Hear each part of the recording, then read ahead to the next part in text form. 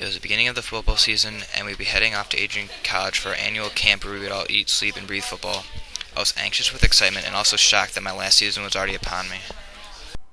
That day I headed to school where the entire team would meet and take a couple buses to camp, but while there we ran into trouble because no buses came. So after a few calls and hours of waiting, the buses finally arrived and we headed off to camp. After a couple hours driving and a very uncomfortable ride, we finally reached the camp. I was anxious and curious as to whether or not our team could even come close to having a repeat of last year we went to the state semifinals. We went to dinner and afterwards had a quick meeting with our coach where he talked about his expectations of us at camp. After that, we had the rest of the night to ourselves where we just relaxed. The next morning, I was awakened to the sound of banging on my door at 6:30 in the morning. I got changed and headed downstairs where we all headed off to practice. I wasn't even tired from the excitement that I had at what was to come. The first practice was a success and everybody stayed focused the entire time.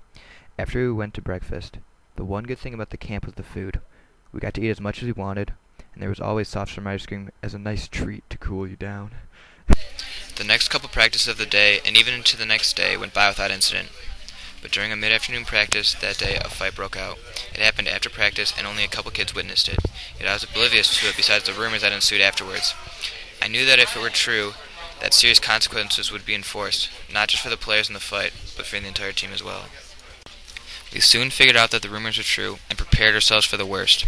The next practice, our coach lined us up on the goal line and exploded in anger. We ran sprints for an hour until every player was so tired he could barely stand. The only thing that got me through it was the anger I felt for those players' actions and the suffering they had caused me as well as the rest of the team. Even though we were all angry at the time, none of us held a grudge. What had happened was the past and could no longer be held in our memories. We just had to look to the future now. In order for us to be successful as a team, we all needed to have each other's backs, even through the hard times. The rest of the camp went by smoothly and continued to challenge us both physically and mentally. On the last day, we headed back home on the buses.